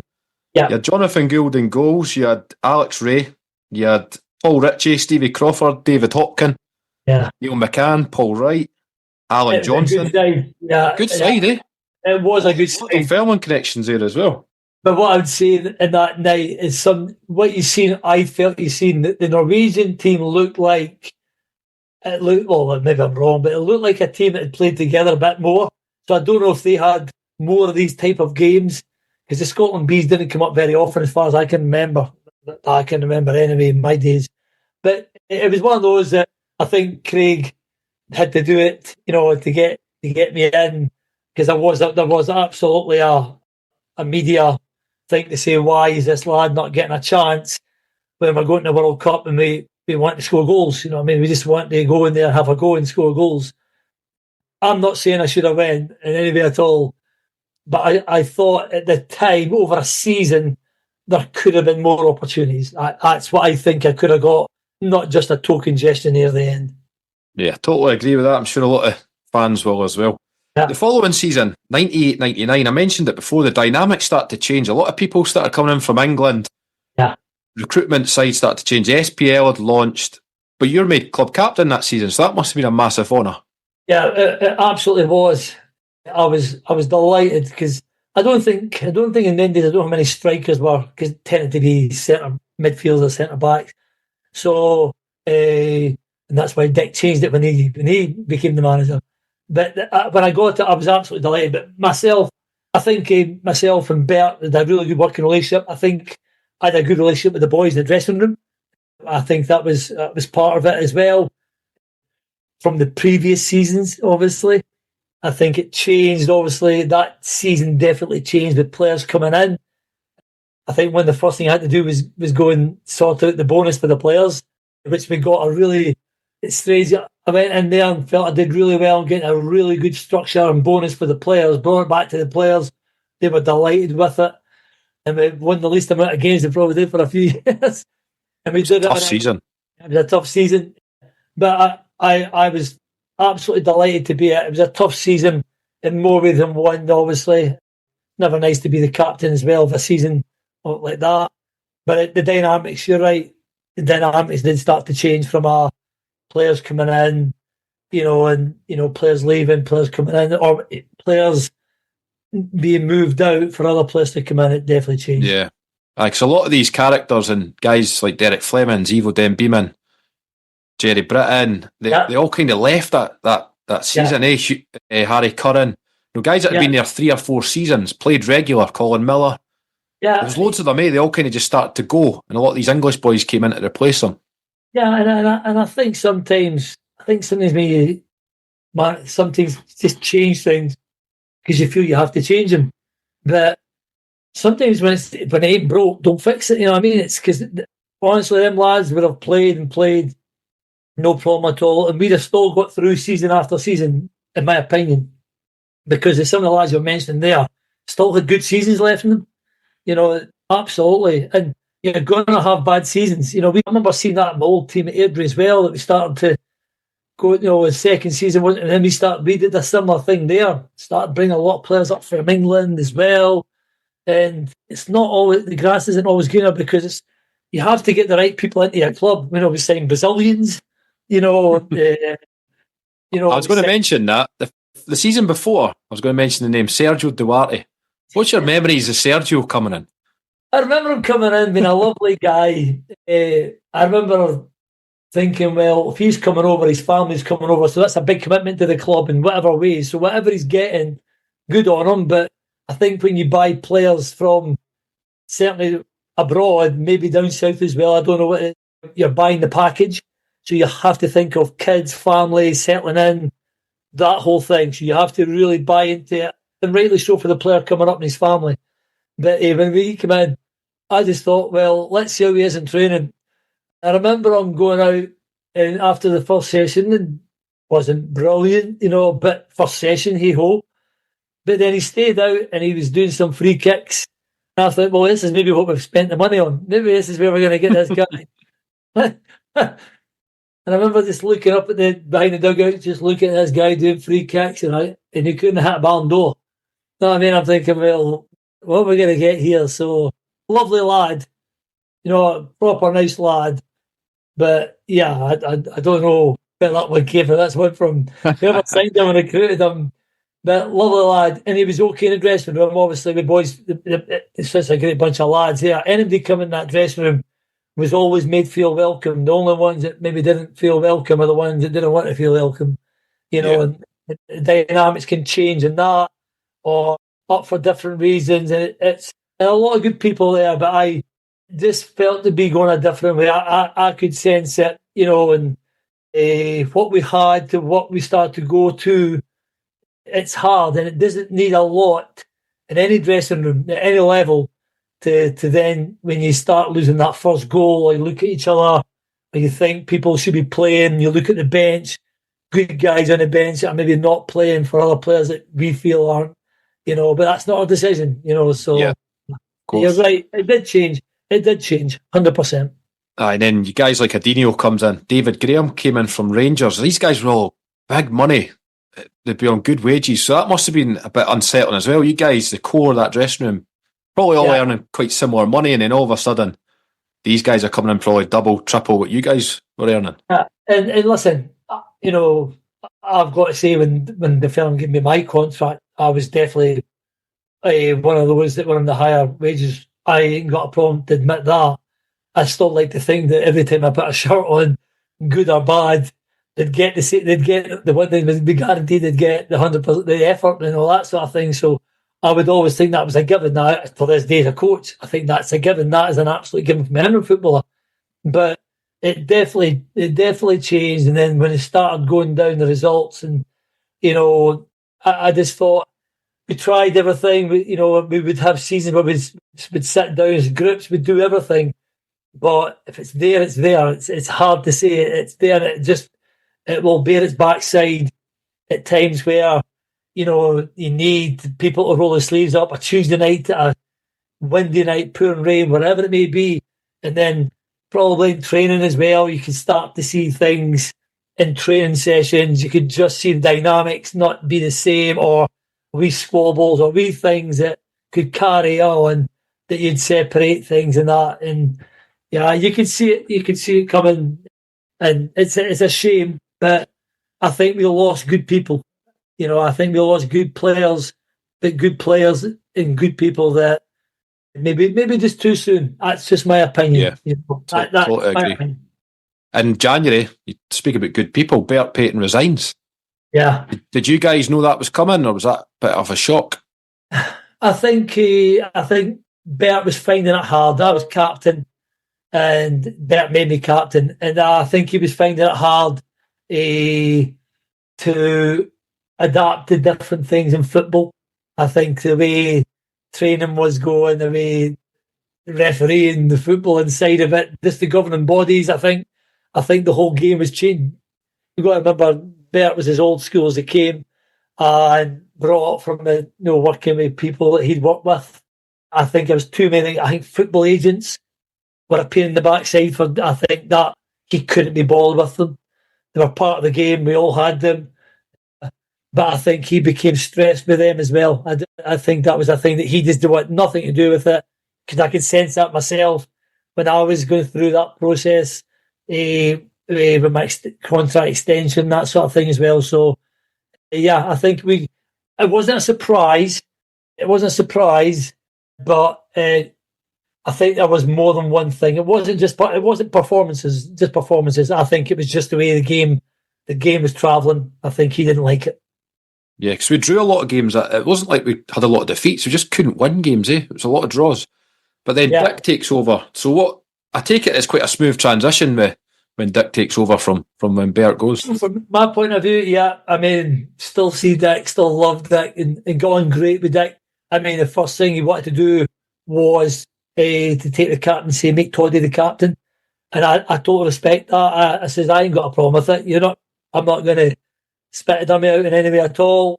I'll still play as much as I can for you and do everything I can for the club, because the club's been good to me, and I've got a contract here that you put your faith in me. So there was never a problem with that at all. And I'd like to think when Toddy got the captaincy as well, was the first person to go and say, well done. Dick likes centre halves, and I get that. I absolutely get it. So that's not a problem with that. And then when Dick came in, it was just trying to get the team going again, wasn't it, really? Dick's managed a lot of games over the year. Dick's a very, very good manager. Won a lot of games, won a lot of trophies and titles, more than most. So I think nobody should challenge how good a manager he is. He just didn't, and I think we had players that came in that he still had to manage. I think Dick probably wanted players to go and get, maybe didn't get all the backing to go and get them at that time. I'm presuming that. I'm not. I'm just saying that because I think Dick would have probably tried to get his own players in, but he never really got a lot then. When Dick left the club, obviously, and Jimmy came in, there seemed to be a different level of players come in my opinion. So that's because, that's what I seen. I think the budget was quite tight for Dick. And I think when Jimmy came in, whether that had changed through the boardroom and that, I don't know, but he definitely got them. There was a different level of player came in after that, yeah. Definitely. See that time as well, the stadium obviously changed to the all-seater stadium that it is today. What was your memories of the old East End Park with the steps at the dressing room and the old terraces? Yeah, I mean, I think the old stadiums all over, the East End Park is great. I mean, you think of the Airdrie game, I always remember the Celtic Rangers games there as well. I mean, the amount of fans packed in at the back of that goal, and even our fans as well. I don't know how many that was meant to hold, but there was just so many people, Dunfermline fans in there, and the wee sort of fence there again. Because Airdrie was a similar stadium, not as big, but similar type of thing. And I thought the old stadium, I think all stadiums were great that way. We had to change them. I get that. We had to change them. I think, again, there was a wee bit of transitioning from that. I think the stadium's great. It's fantastic how they built it. But I think there is a hangover for certain amount of supporters. It's different, the atmosphere. It's why they're trying to bring back in certain areas where they're trying to bring back standing.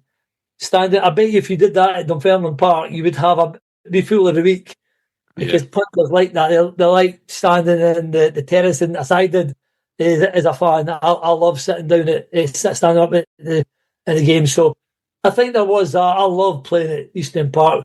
Even when I loved playing at East End Park when I came there with another team, it was just a great stadium, one of the best grass pitches.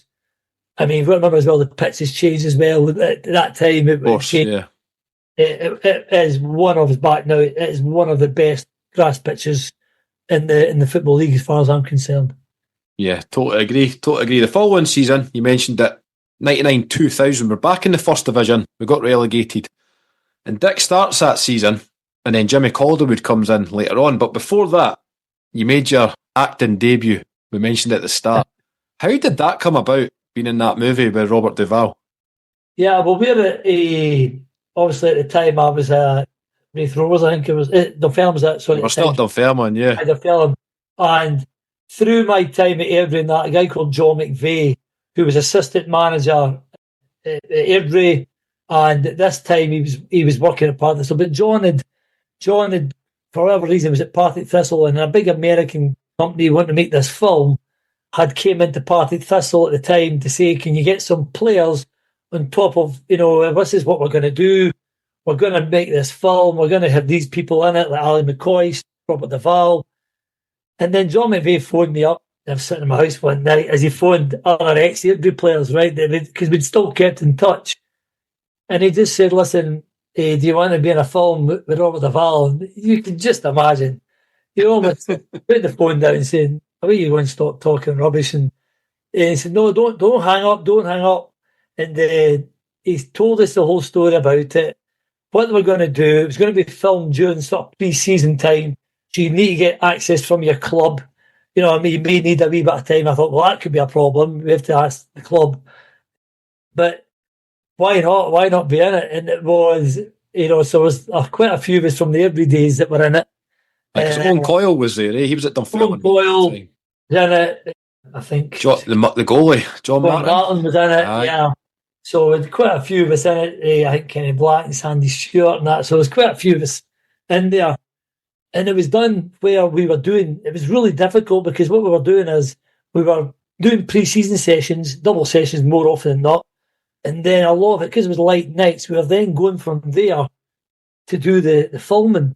Now, that could be football side of it, or it could have been which was quite low-key, obviously, or it could be just filming the standing in a bar or whatever.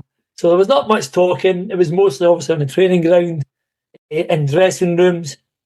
And it was great how they did it, because we went to different grounds. We went to Dumbarton's, we went to Queen of South, and we went to Kilmarnock, and then we obviously had the final at Hampden. And I think when they played the final at Hampden, it's amazing how they do it with the crowds, because they make it look as if it's full crowds.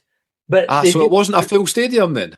Well, no, there was a lot of people in. There's still a lot of people in the crowd in at Hampden. There was thousands, and there were 20 odd thousand, I think. And what they would just do is move people around.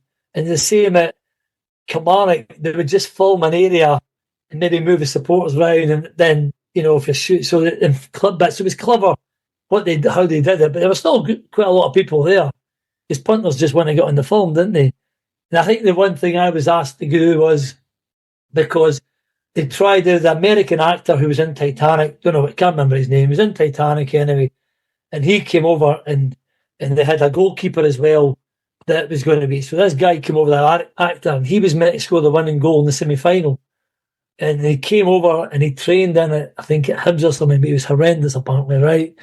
So he just was hopeless, and they said, listen, we're not going to get him to do it. And because Coyce had a big bit to do in the final, they asked me to score the winning goal in the semi-final at Rugby Park. And I went, brilliant, so I'm going to be in. So he says, how do you think it should do it? And I went, well, anything with a cross, I'm okay. So we get to Rugby Park, and it was Coyley that had to go and do the cross, meant to do the cross. He wasn't, and then he puts the cross in. He wasn't doing very good crossing, so he got took off, and Jimmy Boyle does it. But the very first one I go to head the ball, big guy called Jim Stewart, who's a goalkeeping coach at Rangers. He's the goalkeeper of the other team, and he comes out to punch the ball, and he's not meant to. And he comes out and misses the ball. I head the ball, it goes wide, but he punches me and he almost knocks me flat out. And I'm like, what are you doing? Yeah, I just want to get in the film. I says, but you're in the film. You're going to be picking the ball in the film. I says. So honestly, after it took about 4 or 5 takes, I get that. So it was really good. You know what I mean? And the funny thing, this is when Americans are doing a film, because they wanted Alan McCoy to score a ball, come in and try and score like an overhead kick, a really special volley. And he scores one down at Dumbarton, and I swear to God, no, down at Palmerston. It's the most unbelievable finish that you're thinking, you can't believe he's done that in his overhead kick. And we're all running away celebrating, laughing, because we can't believe he's done it. And then the American guys have went, cut, right, let's do that again. As if it's like, as if it's normal, that's the only time you're getting that. So, yeah, we made the film, did the premiere. Robert Duvall was great, got to meet Robert Duvall. We were actually I was on a podcast type thing with him about 6 months ago. So some of the people that made the film, and Robert Duvall was back on the podcast. Right, brilliant. He took all the players. He took us all to Chinese in Glasgow. We were partners in that for a night out.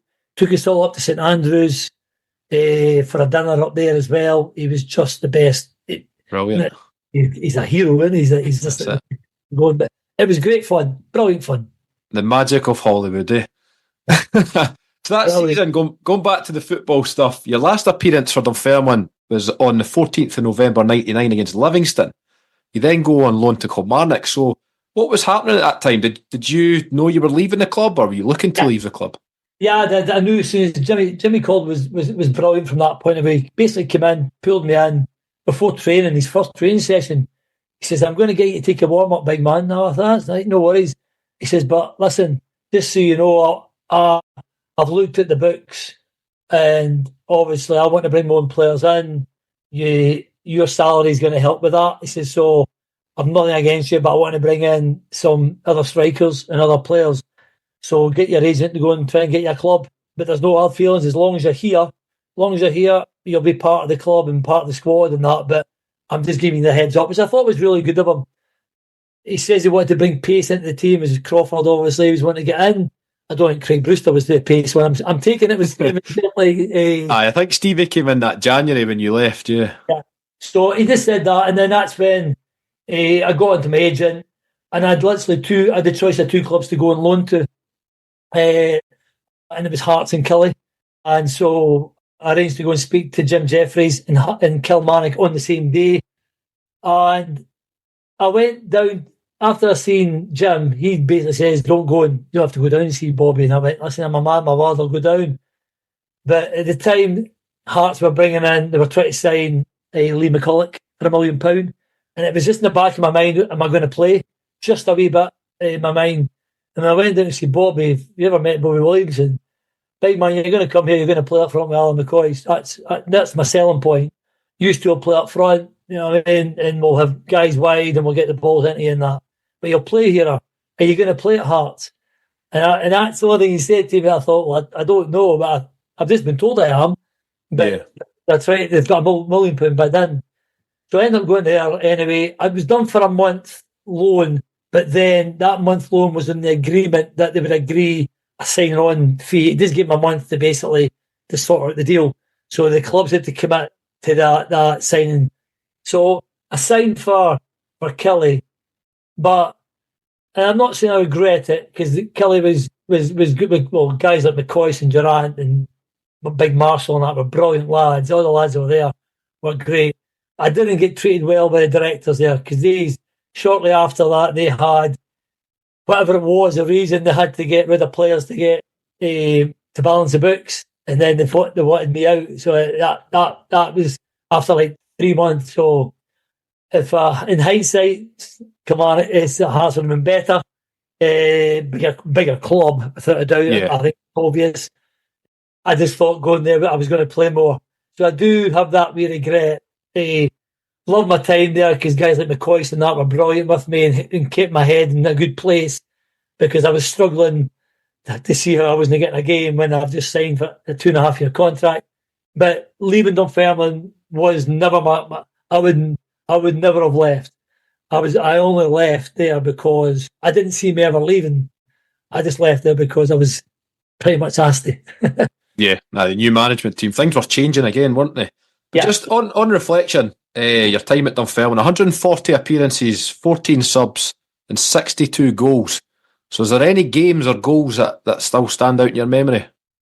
Well, obviously I think the game from the winning game, obviously getting us up, will always be the game that I think that's a game that I always think, my God, how did we get through that? You know, and that's the biggest one. I'll always look back in my career and think that game, the magnitude of it, scoring, assisting, you know, albeit playing crap that day, if I'm being honest with you, not playing very well, and then what happened, you know, the night out afterwards, and that will always be probably the best day for the worst reasons. I loved that day in my career. I think every day in there's not any games that I think that I look back in the film that I didn't enjoy, I didn't try. I think I did all right for the club. And I scored goals, but I think that game summed up everything almost why I was drawn to that club. You know what I mean? I was just lucky to work with great players and great staff. The club were superb to me, still are when I go back. And I've always said this, and I make myself unpopular when I go to Airdrie because I still go to the hospitality there. And they ask me who's the best you played for and with and that. And I always put Dunfermline because it was my happiest time in the game from a playing point of view. That was the best club that for me because I was treated, and my family were treated really, really well. It was just a great club. Aye, superb, mate, superb. Who was your best pal at the club? Who were you close to? I'd probably say Murray. You know what I mean? Ray Murray's the one that I would always bounce off of. You know, and even after me and Murray still worked in similar sort of areas where we still bumped into each other and that sort of thing, and he would always just come in and say, only reason he scored is because of the crosses I used to put him. You know, we still had that banter and that, and so yeah, I'd probably say me Murray. I mean, I know Coyley came from a short time, but it was a short time we played together. I think over the piece and over the travels and that, I think me Murray was definitely the one that I was always connect best with. You'd know he was in the dressing room, wouldn't you? He's just some boy, like, man. He's just, Unbelievable. yeah. He's almost somebody you'd have at the club, even if he wasn't playing. You know what I mean? Because the Totally culture agree. you'd have at the club would be brilliant. You know what I mean? It'd be a happy club. 100%. 100%. What was your favourite kit you played in? You played in a few iconic ones from that kind of time. Any that Yeah, stand out? yeah. I think I always think that just the normal black and white fixed. There was some different colours. There's purple ones. There's I think the red and blue one as well. There's all sorts Yep. of colours. But for me, the simplicity, more the better. And I look at in my loft, I've got every shirt for every team that I played for with all the different colours. So I must have so many. And I always look back at the original Diamonds one, the original Dunfermline one, Kilmarnock one, Wraith Rovers one, whatever it may be, Clyde. I've got them all, and it's always the original ones because that was for me was the best ones. I love it's like the old Scotland. I went to the Euros there, and I seen my son had the Scotland new strip on, but I just like the older stuff, just the plain white round neck and the blue Yep. top, that sort of thing. That to me is the best one. Again, keep it simple. What about the black and gold one? Do you remember the material on that? It was really heavy, like thick cotton material. Yeah, that was Wore the it in thing. the Falconbridge game. Yeah, that's right. Yeah, was that the one that had the sort of the collar as well? Was it the collar Yeah. one? Yeah. No, for me, I like everything looser and the old school ones and that sort of thing. So still got them all up there, every single one of them. I must have because there's quite a few seasons there. So yeah, there's a few tops up there. They'll be worth a few quid, mate. Keep a hold of them. What would you say if you could pick one favourite memory? You've mentioned obviously the Airdrie game winning the league. Is there any other favourite memories you've got from your time at East End Park? I think the nights. I mean, for me, Dunfermline, the biggest thing Dunfermline did was the family side of it. Right, I genuinely mean this. Integrate your whole family in. So when I went there, everything my family felt part of it. Whoever I had as family at that time, just my youngest one, obviously, oldest one, sorry. So I just think I loved the club for what it was. That was my thing. The dressing rooms and the stories that I always have, and my boys they know that as well. And I think that whole club. Well, a lot of stuff I do now within my coaching, and a lot of stuff I do now within my playing, is because of what I learned there. And I think that's as good a compliment as I can do. Airdrie was about my work ethics, but I think I always had that. But how you treat people, no matter what, you know what I mean, no matter the reasons, and how you look after people, and your thought process of how you understand people and they're maybe struggling, all that stuff that I do in life now, because my job is very much about that. The players I work with, I learned it at that club because I was treated so well, and so was my family. And that's the biggest compliment I can pay to them, and that's why I always like going back. Amazing, mate. Amazing. And Bert and Dick, just summing them up, working under Bert and Dick. What can you say about these two? Well, I don't think I ever fell out with Bert, so they were just a dream team. I did fall out with Dick one time at Ibrox because he dropped me and told me he was going to find me, and he says, "You're not going to find me." He dropped me in the tunnel at Ibrox. I always remember that. I think them two are just if you have never met them two, they're just you've lost out not meeting them two because they're just too brilliant. The Dick still now, I don't know if he's still doing the after dinner speaking, but sometimes he pops up. He is indeed. They're just so totally different, but work together. You talk about how you think people say, "Well, yeah, he works with me." They were just the perfect, because what maybe Bert couldn't get out of the players, Dick would demand, and then maybe where Dick maybe at that time wasn't so smooth with passing over his information. When you needed an arm around you, that's when you got Bert would do all that. That's just what they had. They had that great combination of who needed what to get and what player needed what. And I think the players understood that well. I think they knew that until maybe the culture changed a wee bit as well. And then that's when people didn't understand that this is what happens up here, and you just react to it in a positive way. Yeah, legends, the two of them, absolutely. Yeah. You then had, so we spoke about Kilmarnock. You then had spells at Ross County, Raith Rovers, which you won. I think you won the league at Raith Rovers, didn't you? Yeah.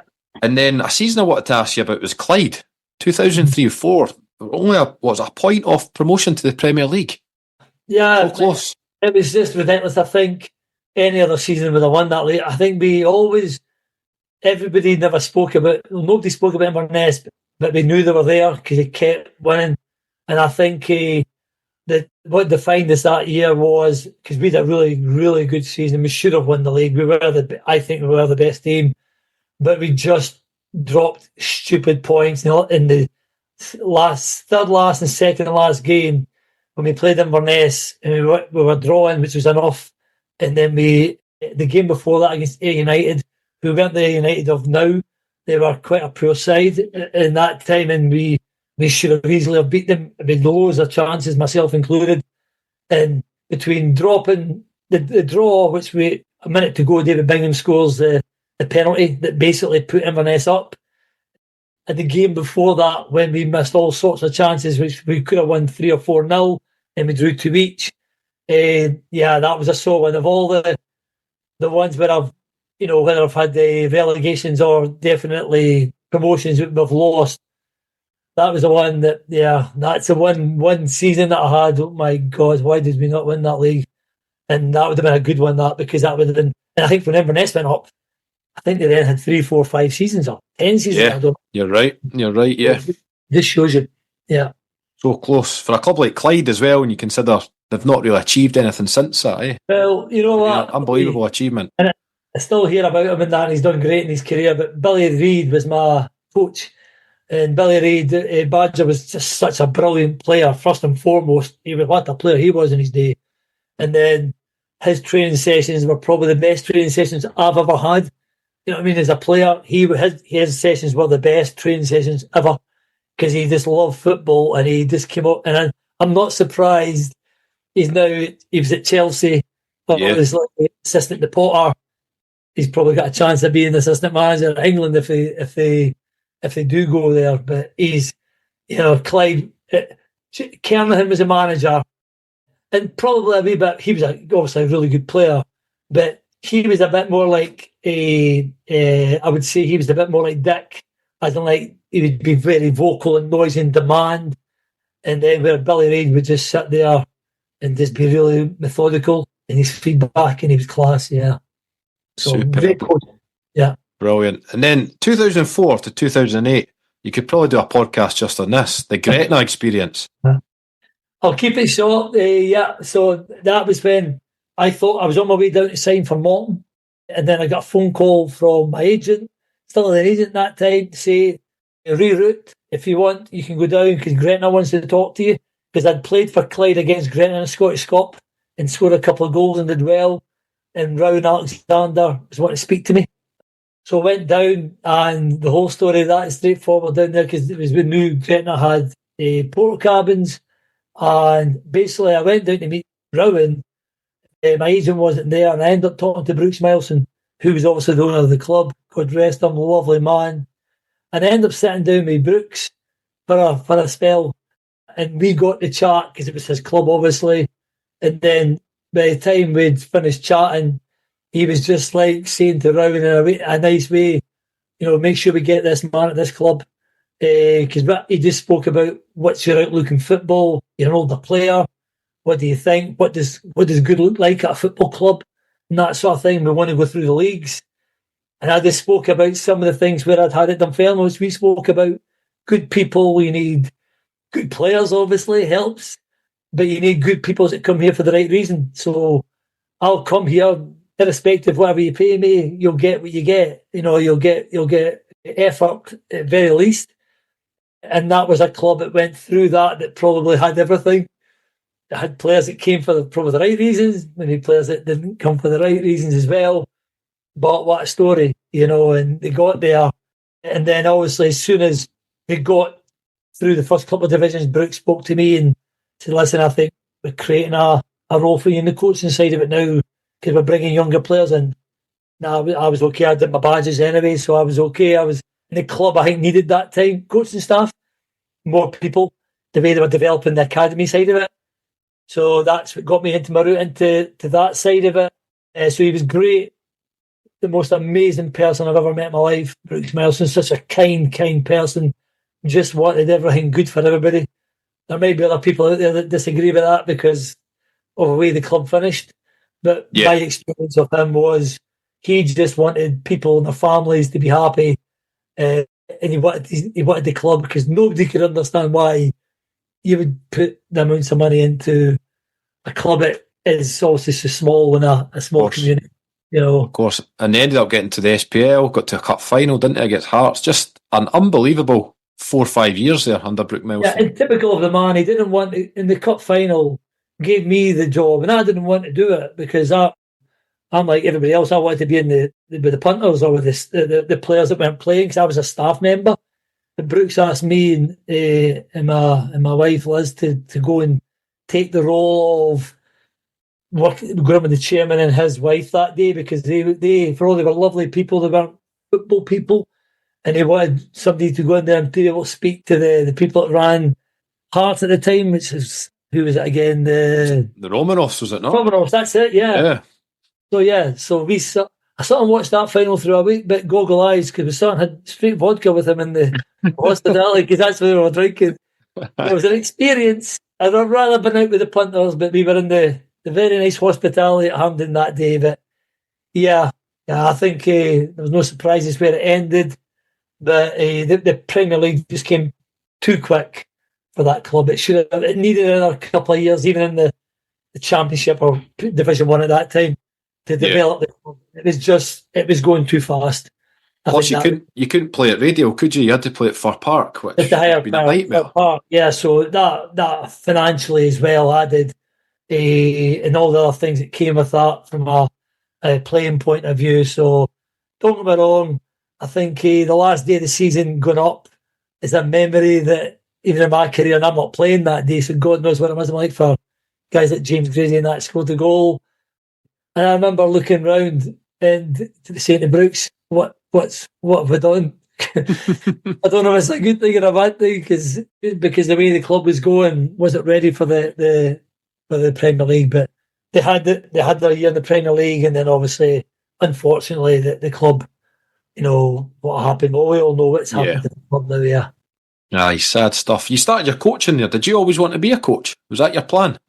Yeah, because I did my badges quite early. I think that tells you when you start getting into doing them. And I liked him, and I had a really good lad that worked at the SFA called Donald Park, who's obviously everybody knows Donald Park. Great guy, great coach, and I think I don't know if it was just because I was working under him. Every time I went and did the badges, I was under him.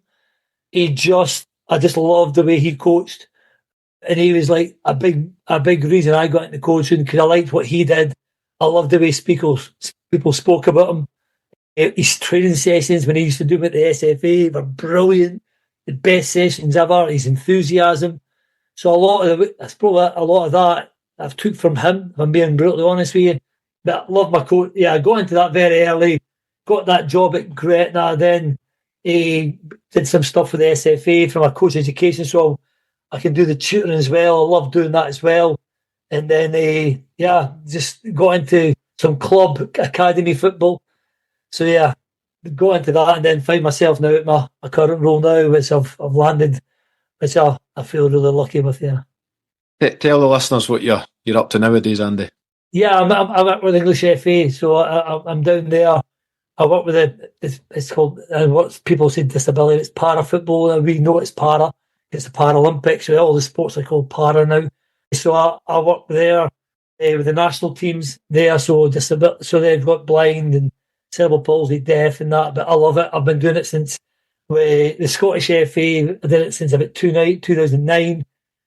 And then I went to the Paralympics, did part of that Paralympic process with the Great Britain 216, and then 217 started with English FA as a consultant. And now I've been in there full time for the last 3-4 years working with the national teams, which is brilliant. It's worked down at St George's Park, the national teams, it's brilliant. And I work with a lot of players that, for all they have an impairment, they play mainstream football. So all my players pretty much play 11-a-side football. I was the head coach of the cerebral palsy team. I was the head coach of the deaf men's team.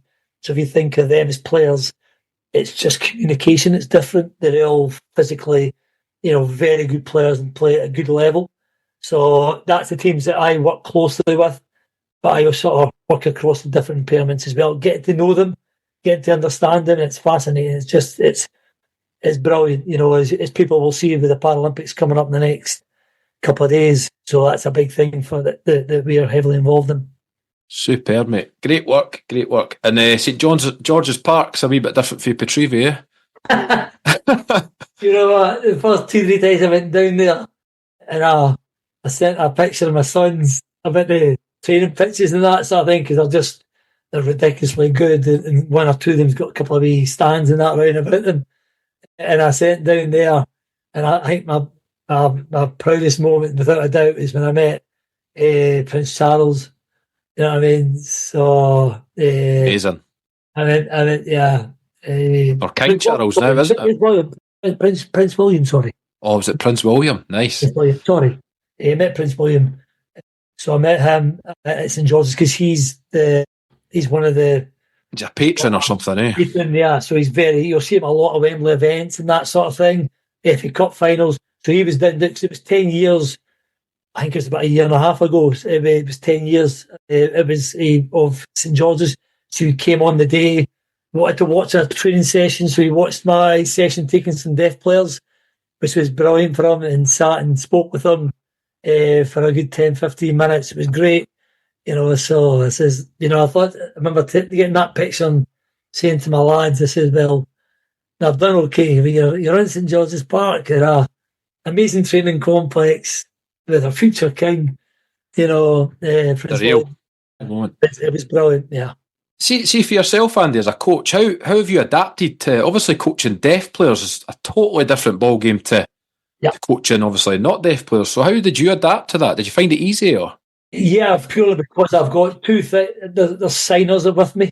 So obviously signers will do everything, but obviously when the game's going, you're doing literally a visual thing. So if you want to push up, you want to get wider, all your information is done at half time before the game.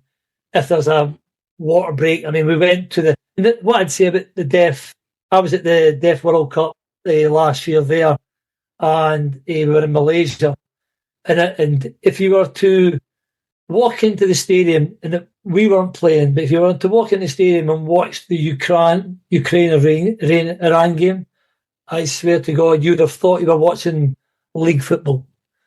The standard was ridiculous. I mean, the standard was proper good of player. And when the players are playing, it's a quieter thing there's not too much.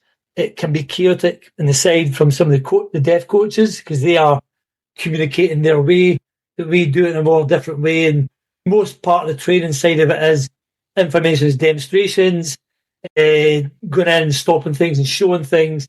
And we do loads of things by sending players, showing them the moving thing, what we look for them to do on the pitch. Then they then go on that. So there's very easy ways to do it. I've adapted really well to it. But I think the players still know when you're happy. Players know when they're happy. Players, it's nothing different in the game. No. Players, good players are good players, irrespective. And that's what I've tried to tell them. I don't train you like your players that are deaf. I train you like football players. So no excuses. The only problem could be is the better players look over their shoulder more often than not, obviously. Yeah, it's the same as any other football, isn't it? Yeah, exactly. Yeah. Just before we finish, Andy, summing up your career in the game, over 120 goals throughout your whole career. Is there any that stand out that we've not spoke about? No, I think the goals have always been the goals for me are important ones. Every goal is important, but the ones that mean something to the club, that's the way I was seeing it. So certainly the ones at Airdrie, the cup final one, albeit it was a consolation goal, but for the people in that club, it gave them a reason. For Airdrie that day, it gave them a reason to celebrate, and so yeah, for me, they're always the important ones that have meant something. And I've been lucky enough to score championship goals, for other clubs as well, winning titles and that, for not too far down the road as well. I will not mention that. Yeah, we'll not mention that. I've managed to score goals but I've been lucky to have a good career. And I think you have to be the right club at the right time. That's a big thing for me. And I think it's difficult now. It's harder now for the younger ones. And I've always said, and I'll leave my last one, it's my career. I, without a doubt, played, in my opinion, the best era that the Scottish Premier League had, without a doubt. That 90s era where you had so many top players from all over the world coming in. And even the leagues below that, the Division 1 was top league and that sort of thing. So I think that I was lucky to play against some of the best players that's played the game, and I think that was, and I was lucky to play with brilliant clubs. Brilliant, mate. What would you say was the best advice you were given in your career?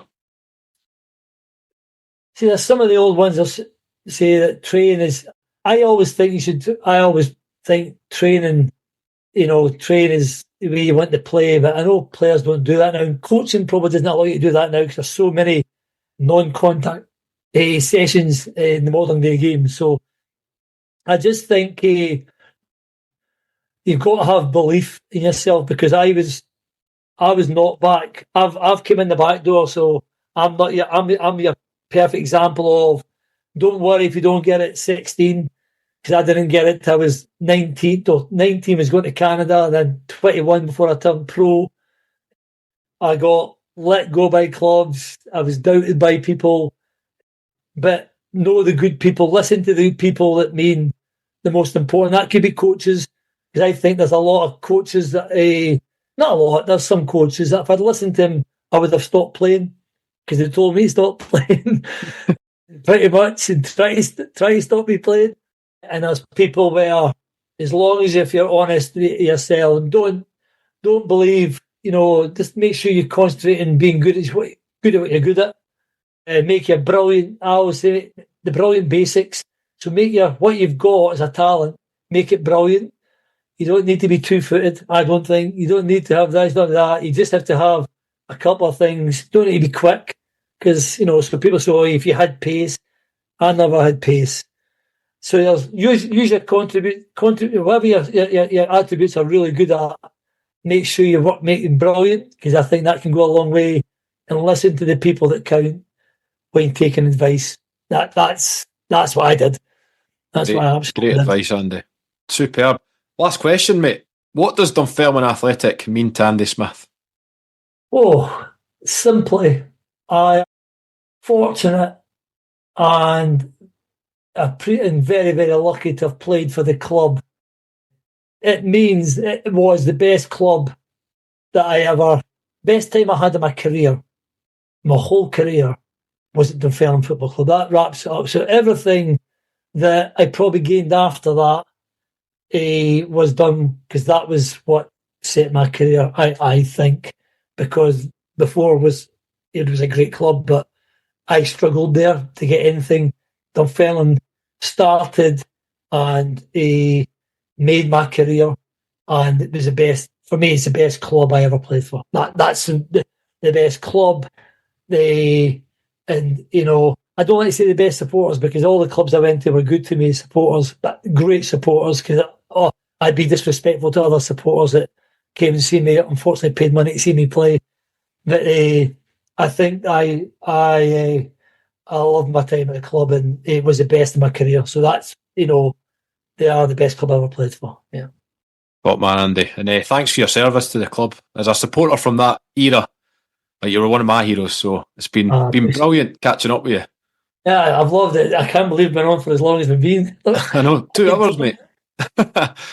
2 hours. Right, Andy, that has been amazing. I'll let you get on with your day, and thanks again for your time. Thank you for listening to this episode of Walking Down the Holbeath Road. And a big thank you to our guest, Andy Smith, for sharing his stories, and to you, the listeners. Don't forget to subscribe to this podcast on your favourite podcast platform, so you'll never miss an episode. And if you enjoyed today's one, please leave us a little review. It really helps us reach more Pars fans just like you. This podcast was produced by Jan Motkiewicz and music supplied by Stuart Dusty Miller. Thanks once again for listening, and we look forward to walking down the Holbeath Road again next month.